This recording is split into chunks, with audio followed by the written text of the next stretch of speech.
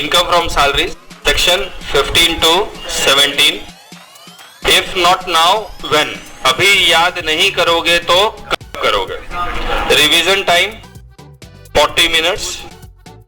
आप जब याद करते जाए तो अपना टाइम रिकॉर्ड करते जाए, first revision, second revision, third revision and fourth revision.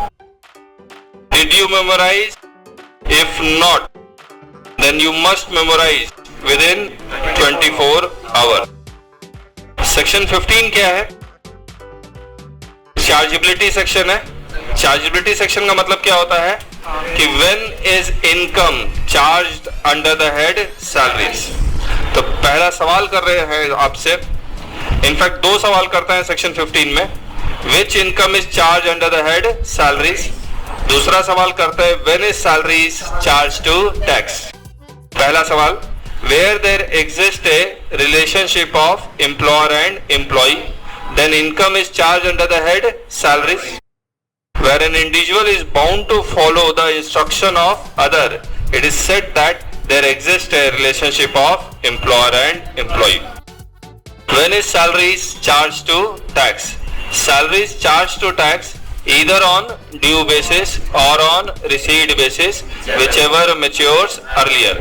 Exception: following salaries charged to tax only on received basis: advance salary, bonus, salary in lieu of notice period, arrears of salary if salary is increased with retrospective effect. Perquisites कब taxable होता है? Provided basis में। इसके आगे लिख लीजिए यहां पर,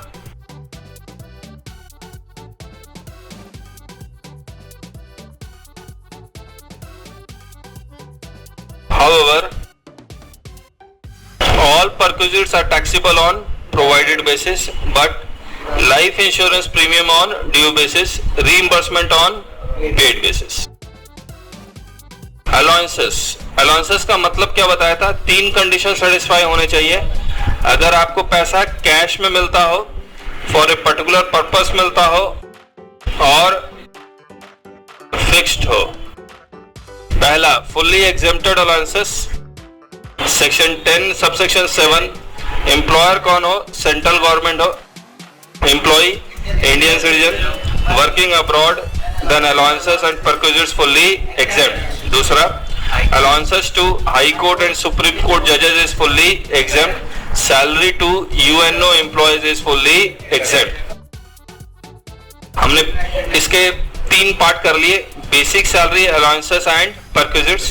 सेक्शन 10 सबसेक्शन 7 में अगर अलाउंस और परक्विजिट एग्जेम्प्ट है तो टैक्सेबल क्या है? Basic salary. हाई कोर्ट और सुप्रीम कोर्ट के जजेस को अलाउंस एग्जेम्प्ट है तो टैक्सेबल क्या है? Basic salary and perquisites. और यूएनओ की सैलरी एग्जेम्प्ट है तो बेसिक सैलरी भी एग्जेम्प्ट है, अलाउंसेस भी एग्जेम्प्ट है और परक्विजिट्स भी एग्जेम्प्ट है। फुल्ली टैक्सेबल अलाउंसेस में क्या आता है? स्कोप ड्राफ्ट, एस से सर्वेंट अलाउंस, सी से सिटी कंपल्सरी अलाउंस, ओ से ओवरटाइम अलाउंस, पी से प्रोजेक्ट अलाउंस, ई से एंटरटेनमेंट अलाउंस, डी से डियरनेस अलाउंस, आर से रूरल अलाउंस, ए से एब्सेंट अलाउंस, एफ से फिक्स्ड मेडिकल अलाउंस और टी से टिफिन अलाउंस। फिर बाकी और भी अलाउंसेस हैं जो फुल्ली टैक्सेबल है। High cost of living allowance, marriage allowance, telephone allowance, holiday home allowance, physically fit allowance, lunch allowance, breakfast allowance and dinner allowance. Special allowances 2 हैं, पार्ट 1 एग्जम्पशन और part 2 exemption. Part 1 में exemption में क्या कौन सा exemption मिलता है? जितना आप ऑफिशियल पर्पस के लिए खर्च करेंगे, जितना आप स्पेसिफाइड पर्पस के लिए खर्च करेंगे उतना एग्जेम्प्ट होगा। पार्ट 2 में अगर है तो जितना लिखा हुआ है इनकम टैक्स रूल में उतना एग्जेम्प्ट होगा। पार्ट 1 में आता है थार तक, टी से ट्रांसफर अलाउंस, एस से हेल्पर अलाउंस, ए से एकेडमिक अलाउंस, आर से research and development allowance, D से डेली अलाउंस, यू से यूनिफॉर्म अलाउंस, सी से कन्वेंस अलाउंस एंड टी से ट्रैवलिंग अलाउंस। ये सारा एग्जाम्प्ट हो जाएगा। कितना एग्जाम्प्ट होगा? जितना खर्च करेगा। इन पार्ट 2 में आएगा तो खर्चे को इग्नोर करना है, जितना इनकम टैक्स में लिखा हुआ है उतना एग्जाम्प्ट होगा। ट्रांसपोर्ट अलाउंस कितना एग्जाम्पशन लिखा हुआ है? Up to ₹800 per month is exempt. लेकिन अगर ब्लाइंड है, ऑर्थोपेडिकली डिसेबल्ड है, कमर के नीचे में प्रॉब्लम है चलने फिरने में प्रॉब्लम है तो एग्जेम्पशन कितना है? Up to ₹1600 per month is exempt. Children education allowance up to ₹100 per month is exempt, maximum 2 child.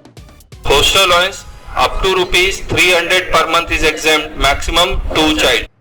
Outstation allowance किस एम्प्लॉइज को दिया जाता है? जो ट्रांसपोर्ट कंपनी में काम करते हैं उन्हीं एम्प्लॉय को दिया जाएगा। और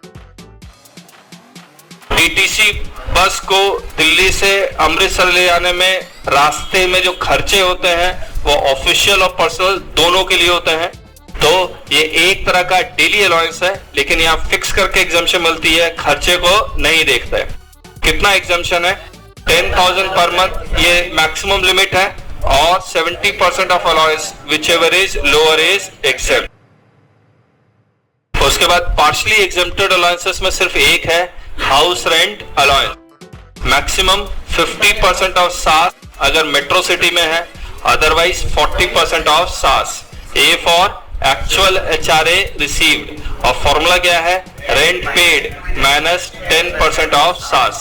सास equal to basic salary plus DA in bracket. It means DA should be forming part of salary for computation of retirement benefits and commission if based on sales turnover and sales turnover is achieved by employee.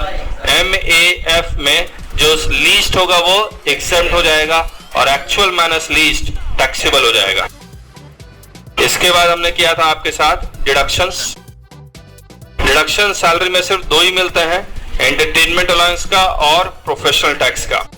Deduction entertainment allowance का किस section में मिलेगा? Section 16 sub section 2I में मिलेगा। और entertainment allowance चाहे official purpose के लिए दिया जाए या पर्सनल पर्पस के लिए दिया जाए, ये फुल्ली टैक्सेबल होगा। लेकिन डिडक्शन सिर्फ गवर्नमेंट एम्प्लॉय को मिलेगा, तो deduction allowed only to government employee. Again माफ, M फॉर मैक्सिमम कितना है? Maximum 5,000। A for actual entertainment allowance received. F for formula 20% of basic salary. क्योंकि 5,000 लमसम है, इसीलिए एक्चुअल भी लमसम आएगा, बेसिक सैलरी भी लमसम आके उसका 20% निकालेंगे। जो तीनों में से जो सबसे कम होगा उसका डिडक्शन मिल जाएगा। प्रोफेशनल टैक्स या एम्प्लॉयमेंट टैक्स, इसका डिडक्शन कब मिलेगा? मतलब जिस फाइनेंशियल ईयर में आप एक्चुअली पेमेंट करेंगे, एम्प्लॉयर पेमेंट करेगा तब भी माइनस होगा, एम्प्लॉय पेमेंट करेगा तब भी माइनस होगा। लेकिन अगर एम्प्लॉयर पेमेंट करेगा तो पहले ऐड होगा फिर माइनस होगा। पढ़ते हैं। Deduction allowed in the financial year of payment where this tax is paid by employer on behalf of employee, then it is first added and then deduction is allowed. इसके बाद हम लोग perquisites में आ गए थे आपके साथ। Perquisites, tax treatment of perquisites के लिए हमने एम्प्लॉइज को 2 पार्ट में डिवाइड किया, specified employee and non specified employee. Specified employee किस सेक्शन में डिफाइंड है? सेक्शन 17 सबसेक्शन 2 क्लॉज 3 में। लिखा हुआ नहीं, लिखिए।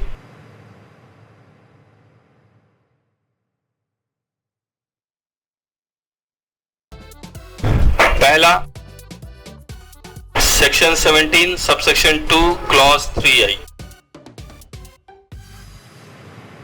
पहला कंडीशन क्या है? एम्प्लॉय भी है और डायरेक्टर भी है तो स्पेसिफाइड एम्प्लॉय हो जाएगा।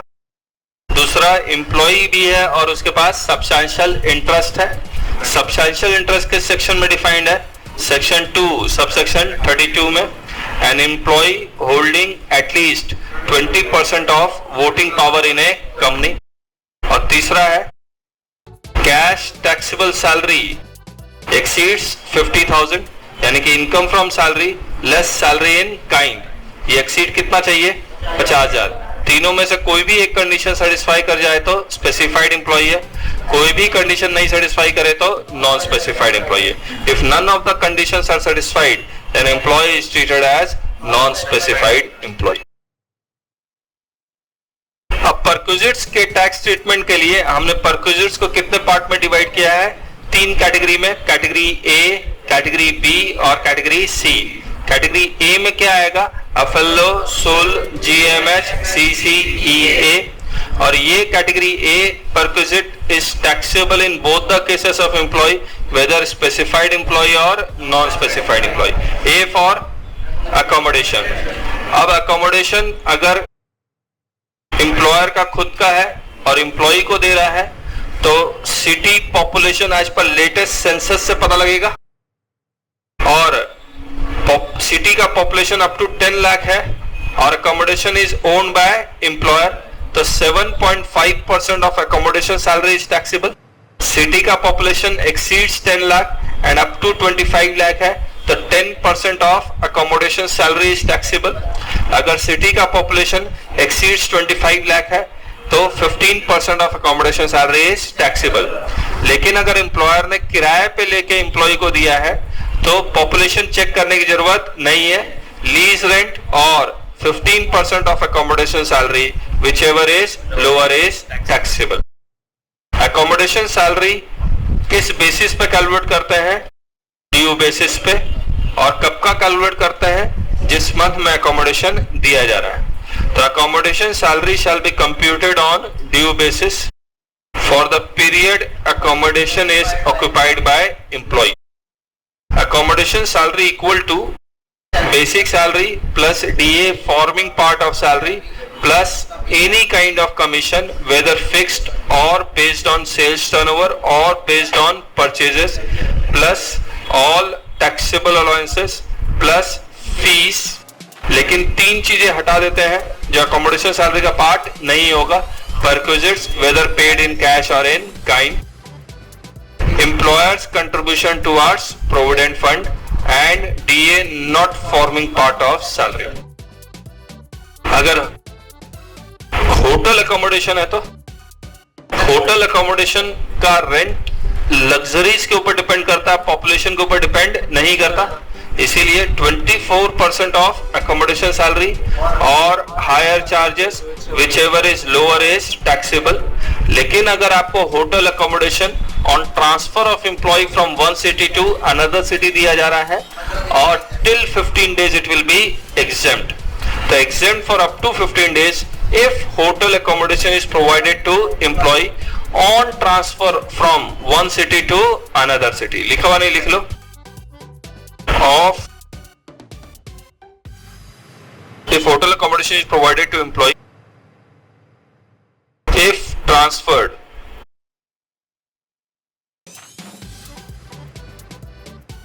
from one city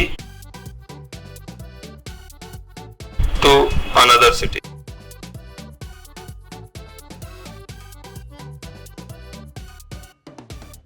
F for furniture। Furniture अगर ओन्ड बाय एम्प्लॉयर है तो 10% per annum of the original cost of the asset is taxable. लेकिन एम्प्लॉयर किराए पे लेके दे रहा है तो जितना किराया है उतना टैक्सेबल हो जाएगा। रिकवरी है तो माइनस होगा। अकोमोडेशन में भी अगर रिकवरी होगी तो माइनस होगा। L for life insurance premium. Life insurance premium if paid by employee तो उसका डिडक्शन मिलेगा अंडर सेक्शन 80C। लेकिन if life insurance premium is paid by employer on behalf of employee then taxable under the head salary on due basis but deduction allowed under section 80C on paid basis। तो अगर employer payment कर रहा है तो gross salary में add होगा due basis पे, लेकिन 80C का डिडक्शन मिलेगा पेड बेसिस पे। अगर स्टाफ ग्रुप इंश्योरेंस है तो ये fully exempt. O for obligation। obligation of employee discharged by employer। कैसे पता लगता है obligation है? बिल अगर employee के नाम पे है तो obligation है। अगर obligation is given for official purpose then it is fully exempt। if it is given for personal purpose then जितना amount reimburse करेगा उतना taxable हो जाएगा।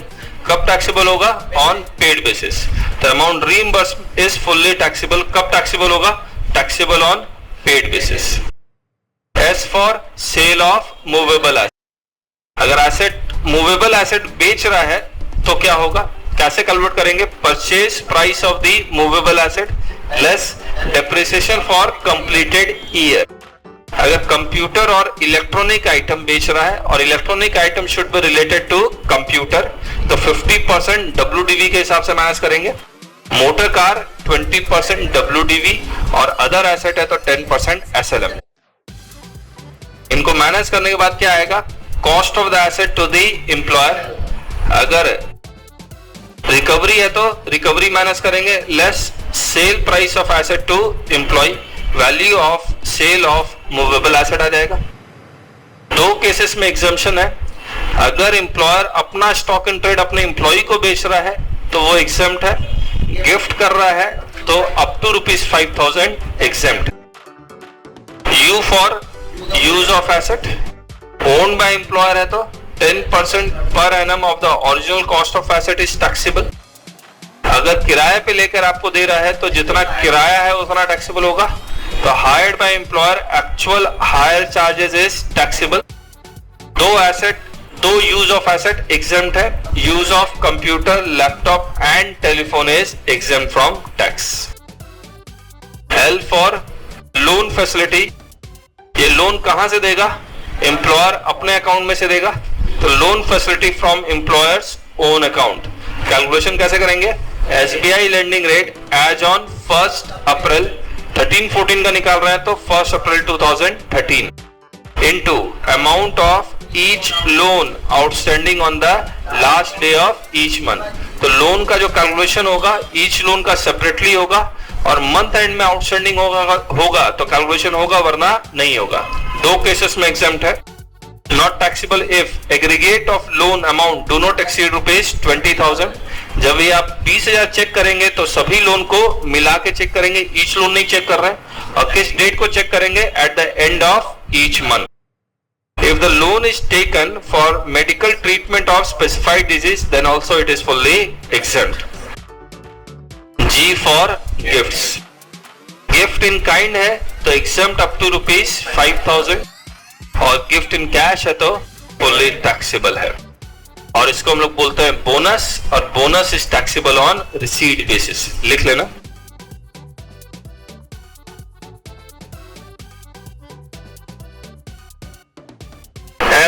M for meal facility, own canteen है तो meal provided during office hours at office premises।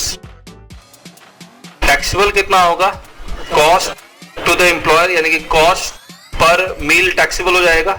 Exemption कितना मिलेगा, up to ₹50 पर मील। अगर एम्प्लॉयर का खुद का कैंटीन नहीं है, आउटसोर्स कैंटीन है, तो meals provided during office hours and eatable at eating joints, यानी कि आप पैकिंग नहीं करवा सकते। टैक्सेबल कितना होगा, जितना खर्चा कर रहा है। और एग्जेम्पशन यहां भी मिल रही है अप टू ₹50 पर मील। एग्जेम्पशन क्या है, टी और snacks fully exempt from tax, meal provided in a remote area और ऑफशोर इंस्टॉलेशन यानी कि समुद्र में अगर दिया जा रहा है तो fully exempt from tax. H for holiday home facility. Holiday home facility में 3 खर्चे कवर्ड है, tour, travel and accommodation, provided uniformly to all employees. Cost to the employer is taxable, जितना हॉलीडे होम को मेंटेन करने का खर्चा आ रहा है उतना टैक्सेबल हो जाएगा। लेकिन अगर एक्सक्लूसिवली एम्प्लॉइज को दिया जा रहा है, सभी एम्प्लॉइज को नहीं दिया जा रहा है, तो market fees of similar guest house oblique hotel is taxable. और अगर हॉलीडे होम फैसिलिटी आपको ऑफिशियल पर्पस के लिए दिया जा रहा है तो fully exempt. C for credit card facility. Credit card facility personal purpose के लिए है, तो जितना आप रीइंबर्स कर रहा है या जितना एम्प्लॉयर उस क्रेडिट कार्ड के लिए खर्च कर रहा है उतना टैक्सेबल हो जाएगा। अगर ऑफिशियल पर्पस है तो एग्जेम्प्ट होगा, अगर प्रॉपर रिकॉर्ड मेंटेन कर रहा है और उसका सर्टिफिकेट एम्प्लॉयर एम्प्लॉय को दे रहा है तो।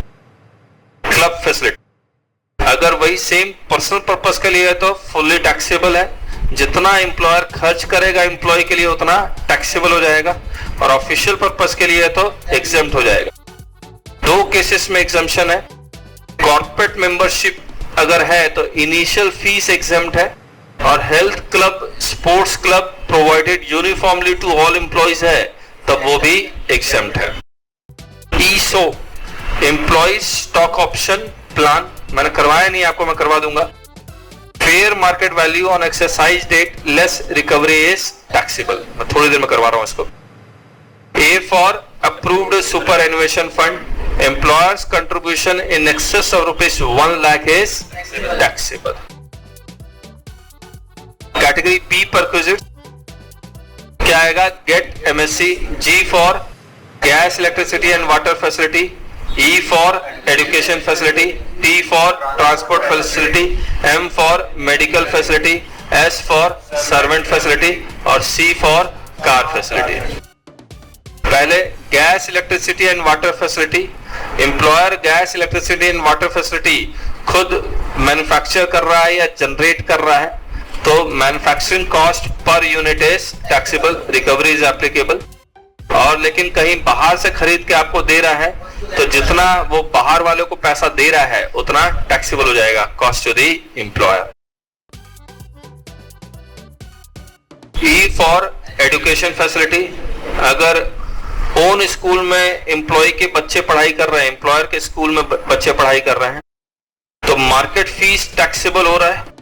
एन एग्जाम्पशन है अप टू ₹1000 पर मंथ पर चाइल्ड इज एग्जाम्प्ट और नंबर ऑफ चाइल्ड में कोई लिमिट नहीं है.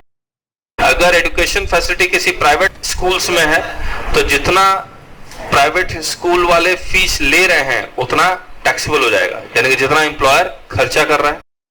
और एग्जेम्प्ट दो केसेस में है. अगर स्कॉलरशिप दिया जा रहा है तो एग्जेम्प्ट है. सेक्शन लिख लेना स्कॉलरशिप का, सेक्शन 10 सबसेक्शन 16. अगर ट्रेनिंग ऑफ एम्प्लॉइज है तो टूर, ट्रैवल, ट्रेनिंग का कॉस्ट ये सब कुछ एग्जेम्प्ट है. ट्रांसपोर्ट फैसिलिटी सिर्फ रेलवे एम्प्लॉइज के लिए और एयरलाइन के एम्प्लॉइज के लिए लेके आया गया. उनको जो फ्री रेल टिकट या एयर टिकट दिया जा रहा है तो वो भी फुल्ली एग्जेम्प्ट है.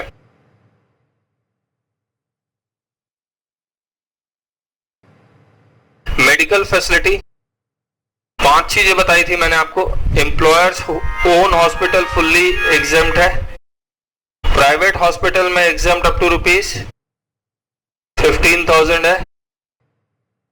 गवर्नमेंट हॉस्पिटल में फुल्ली एग्जेम्प्ट है. Treatment of prescribed disease in an approved hospital fully exempt है. रीइंबर्समेंट अगर करवाएगा तो एग्जेम्प्ट अप टू ₹15,000 है. और इलाज अगर फैमिली मेंबर का करवाएगा तो एग्जेम्पशन है. फैमिली मेंबर में बॉक्स 1 और बॉक्स 2. बॉक्स 1 में क्या आएगा? Self, spouse and children, dependent और नॉट डिपेंडेंट. बॉक्स 2 में आएगा parents, brothers and sisters, only dependent. अगर पेरेंट्स, ब्रदर्स और सिस्टर्स अगर डिपेंडेंट नहीं है तो फैमिली मेंबर का हिस्सा नहीं है. अगर फैमिली मेंबर का इलाज करवाएगा तो एग्जेम्पशन मिलेगी, नॉन फैमिली मेंबर का इलाज करवाएगा तो एग्जेम्पशन नहीं मिलेगी. S for servant facility. जितनी सैलरी है सर्वेंट की उतना टैक्सेबल हो जाएगा. कार फैसिलिटी, इसमें 3 सिचुएशन आएंगे. सिचुएशन ए, कार किसकी है? एम्प्लॉयर की. खर्चा कौन कर रहा है? एम्प्लॉयर. यूज ऑफ, क्योंकि कार एम्प्लॉयर का है तो use of car is taxable. Regular expenses भी एम्प्लॉयर इनकर कर रहा है तो regular expenses is taxable. Salary of driver भी दे रहा है तो सैलरी ऑफ ड्राइवर भी टैक्सेबल. रिकवरी है तो माइनस हो जाएगा. देन कार आपको दिया जा रहा है फॉर मिक्स पर्पस तो up to 1600 cc 1800 per month is taxable. Exceed 1600 cc 2400 per month is taxable. अगर ड्राइवर भी दिया जा रहा है तो 900 per month is taxable. Obviously recovery applicable नहीं होगा क्योंकि बहुत कम अमाउंट ऐसे ही टैक्सेबल हो गया. लेकिन गाड़ी एम्प्लॉयर की है, खर्चा एम्प्लॉय कर रहा है तो जितना एम्प्लॉयर खर्चा कर रहा है उतना ही टैक्सेबल होगा.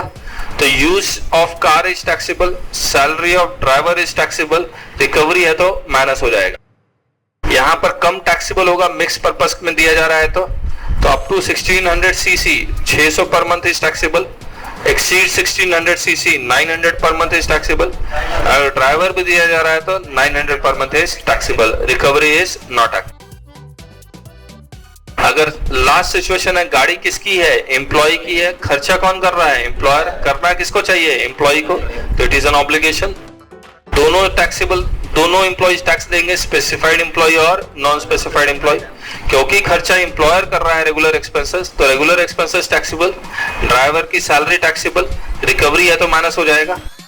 और अगर मिक्स पर्पस के लिए है तो up to 1600 cc 1800 per month is exempt. Exceed 1600 cc 2400 per month is exempt. और ड्राइवर भी दिया जा रहा है तो 900 पर मंथ इज एग्जेम्प्ट, क्योंकि ये एग्जेम्पशन है इसीलिए रिकवरी इज एप्लीकेबल। अगर गाड़ी यूज करने दिया जा रहा है तो 10% of the original cost is taxable. किराए पे दिया जा रहा है तो जितना किराया वो दे रहा है उतना टैक्सेबल हो जाएगा। कैटेगरी सी क्या होता है? Fully exempted perquisites. Number 1, staff group insurance fully exempt, use of laptop, computer and telephone fully exempt, gifts in kind up to ₹5,000 is exempt, sale of stock in trade to its employees is exempt. The other asset which is 10-year-old is exempt. Loan facility up to ₹20,000 is exempt. Loan given for treatment of specified disease is exempt. Credit card club if given for official purpose is exempt. Health club for all employees is exempt. Corporate membership initial fees is exempt. Holiday home facility official purpose is exempt. Meal up to ₹50 per meal is exempt. Meal in remote area is exempt. Hotel accommodation transfer and up to 15 days is exempt. Education facility up to ₹1,000 per month per child is exempt. Training of employees exempt. Under section 10 subsection 16 scholarship is exempt. Medical facilities up to ₹15,000 is exempt. Medical facilities in own hospital or government hospital is exempt. Medical treatment of specified disease in approved hospital is exempt.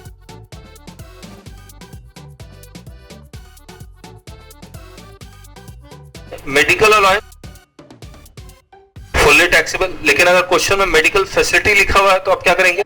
Exempt up to ₹15,000। बताइए फायदा किसमें है, medical allowance लेने में या medical facility में है? Medical facility में है। Car allowance for mix purpose तो ऑफिशियल एग्जेम्प्ट हो जाएगा और पर्सनल टैक्सेबल हो जाएगा। लेकिन अगर कार फैसिलिटी मिक्स पर्पस के लिए दिया जाएगा तो टैक्सेबिलिटी बहुत कम आ रही है, 1800, 2400 अगर एम्प्लॉयर का है और 600 और 900 अगर एम्प्लॉयर और एम्प्लॉई है, तो बहुत कम टैक्सेबिलिटी आ रही है। तो फायदा किसमें है, कार अलाउंस में या कार फैसिलिटी में है? कार फैसिलिटी में है। Transport allowance exempt up to ₹800 per month. अगर कन्वेंस फैसिलिटी दिया जा रहा है residence to office and back तो कितना एग्जेम्पशन है? फुल्ली एग्जेम्प्ट है। बताइए फायदा किसमें है? अगेन फैसिलिटी में ज्यादा फायदा है क्योंकि residence to office, office and back fully exempt है। अगर आपका 800 पर मंथ से ज्यादा का खर्चा हो तो ऑब्वियसली फायदा फैसिलिटी में है।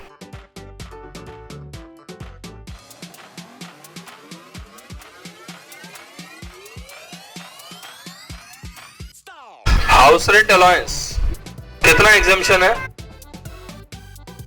लिस्ट ऑफ माफ is exempt, maximum actual and formula अभी किया था हमने। अकोमोडेशन अगर दिया जा रहा है तो 7.5% of accommodation salary is taxable, 10% of accommodation salary is taxable, 15% of accommodation salary is taxable. बताइए फायदा किसमें है? जब भी फायदा होगा परक्विजिट्स में ज्यादा फायदा होगा। मैंने ऐसे भी बता दिया था, रेंट बहुत ज्यादा होता, रेंट में आपका कैश आउटफ्लो होगा, अकोमोडेशन में आपका कैश आउटफ्लो ज्यादा नहीं होगा, तो ऑब्वियसली अकोमोडेशन में फायदा होगा। लेकिन फिर भी आपको चेक करना पड़ेगा दोनों ऑप्शन को, फायदा किस में ज्यादा होता है। तो एचआरए अगर मिल रहा है तो टैक्सेबल सैलरी कितना आ रहा है वो चेक करना पड़ेगा। अकोमोडेशन दिया जा रहा है तो टैक्सेबल सैलरी कितना आ रहा है वो चेक करना पड़ेगा। जो सबसे कम आएगा वो उसमें फायदा हो जाएगा। सर्वेंट अलाउंस और सर्वेंट फैसिलिटी फुल्ली टैक्सेबल है तो कोई फर्क नहीं पड़ता, you don't have a choice. Meal allowance and meal facility, meal allowance fully taxable है और मील फैसिलिटी में एग्जेम्पशन कितना है? अप टू ₹50 पर मील, तो फायदा किसमें है? मील फैसिलिटी में है। चिल्ड्रन एजुकेशन अलाउंस और एजुकेशन फैसिलिटी, बताइए फायदा किसमें है? एजुकेशन फैसिलिटी में, क्योंकि चिल्ड्रन एजुकेशन अलाउंस में एग्जेम्पशन कितना है? 100 per month plus 300 per month और वो भी मैक्सिमम 2 चाइल्ड। और एजुकेशन फैसिलिटी में market fees is taxable 1000 per month पर चाइल्ड और मैक्सिमम लिमिट कोई नहीं है। तो सबसे ज्यादा फायदा किसमें है? एजुकेशन फैसिलिटी में है। लेकिन स्कूल किसका होना चाहिए? एम्प्लॉयर का खुद का होना चाहिए। लेकिन अगर एम्प्लॉयर का खुद का स्कूल नहीं है, किसी और का स्कूल है, तब आपको एजुकेशन फैसिलिटी में फायदा नहीं है। टेलीफोन अलाउंस या टेलीफोन फैसिलिटी, फैसिलिटी में फायदा है कि वो टेलीफोन अलाउंस फुल्ली टैक्सेबल है, telephone facility fully exempt. Use of furniture, employer आपको चॉइस देता है, या तो फर्नीचर मेरे से ले लो या फिर मैं लोन दे देता हूं तुम्हें, तुम फर्नीचर खरीद लेना। अगर मैं आपको फर्नीचर खरीद के देता हूं तो 10% per annum of the original cost of the asset is taxable, लेकिन अगर मैं आपको लोन देता हूं तो एसबीआई लेंडिंग रेट टैक्सेबल होगा, और personal loan SBI lending rate का 15% के आसपास है। तो फायदा किसमें है, फर्नीचर लेने में है या पैसे लेने में है? फर्नीचर लेने में है। तो यूज ऑफ फर्नीचर कितना है, 10% per annum of cost of furniture is taxable, और लोन फैसिलिटी में SBI lending rate is taxable, और यहां लिख लेना it is around 15%। Gift cash में लेने में फायदा है या काइंड में लेने में फायदा है? काइंड में, क्योंकि वहां एग्जम्पशन कितनी है, अप टू 5000, और गिफ्ट इन कैश तो बोनस है, इसलिए फुल्ली टैक्सेबल है। नेक्स्ट, प्रोविडेंट फंड कितने तरह के हैं? Statutory provident fund, public provident fund, unrecognised provident fund and recognised provident fund. सबसे पहले एसपीएफ डिस्कस कर रहे हैं आपके साथ। Employer's contribution towards statutory provident fund not taxable. Employees contribution towards provident fund, ये तो उसकी इनकम है तो ग्रॉस सैलरी में ऐड होगा, लेकिन उसे एटीसी का डिडक्शन मिलेगा या नहीं मिलेगा? मिलेगा। तो employee's contribution towards provident fund, whether deduction under section 80C is available. Interest credited to provident fund not taxable. Lump sum withdrawal from provident fund, ये एग्जेम्प्ट है अंडर सेक्शन 10 सबसेक्शन 11 में। कौन सा मेथड फॉलो कर रहा है ये? Triple E. जब एम्प्लॉयर कंट्रीब्यूट कर रहा है तो भी एग्जेम्प्ट है, एम्प्लॉई जब कंट्रीब्यूट कर रहा है तो भी एग्जेम्प्ट है, वो फर्स्ट स्टेज है। जब इंटरेस्ट मिल रहा है तो भी एग्जेम्प्ट है, वो सेकंड स्टेज है। लमसम विड्रॉल भी एग्जेम्प्ट है। अच्छा क्या आपका ट्रिपल ई कि एक बार इसके अंदर पैसा गया, अब एग्जेम्प्ट होके ही निकलेगा। पीपीएफ में एम्प्लॉयर कंट्रीब्यूट नहीं करता है। एम्प्लॉई कंट्रीब्यूशन में आपको 80C का reduction is available. Interest credited to provident fund not taxable, and lump sum withdrawal from provident fund is exempt under section 10 subsection 11। ये भी कौन सा मेथड फॉलो करता है? Triple E.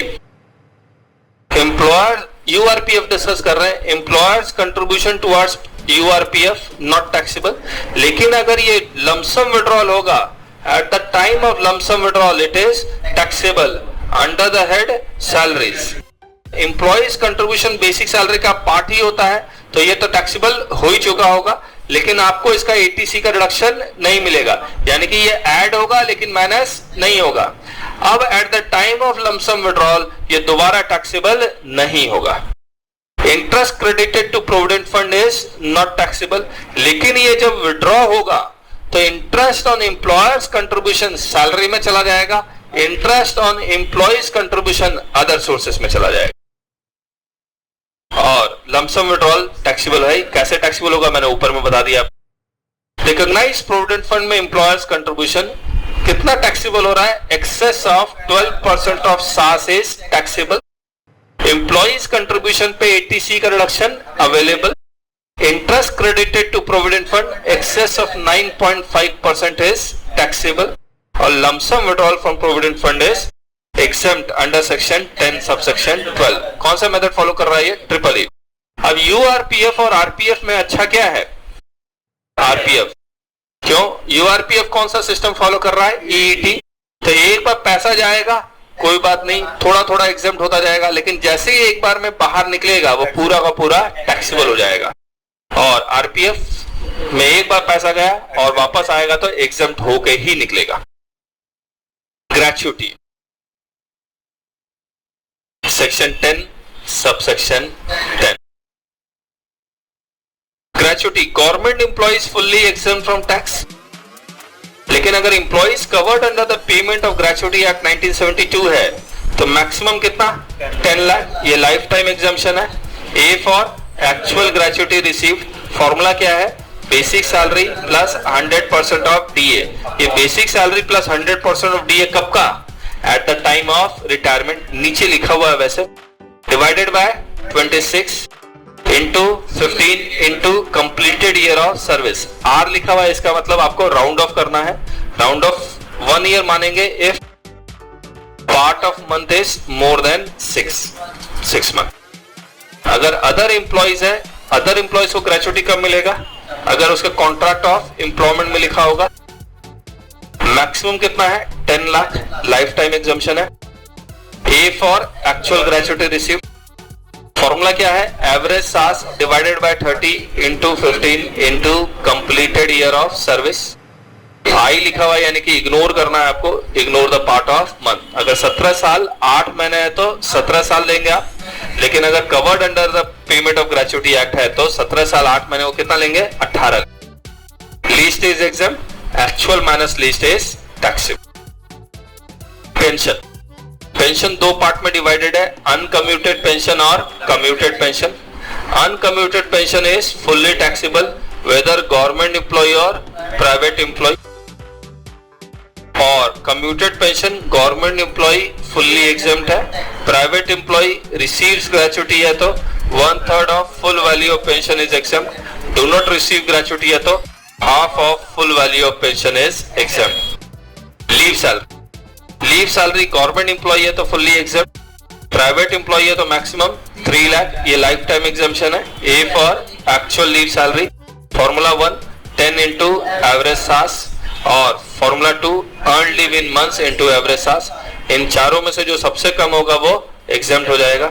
और एवरेज सास क्या लेना है? एवरेज सास is computed for last 10 months immediately preceding the date of retirement. ऊपर में जो ग्रेचुटी वाला था, यहाँ पर एवरेज सास था, एवरेज सास is computed for last 10 month immediately preceding the month of retirement, और लीव सैलरी में डेट ऑफ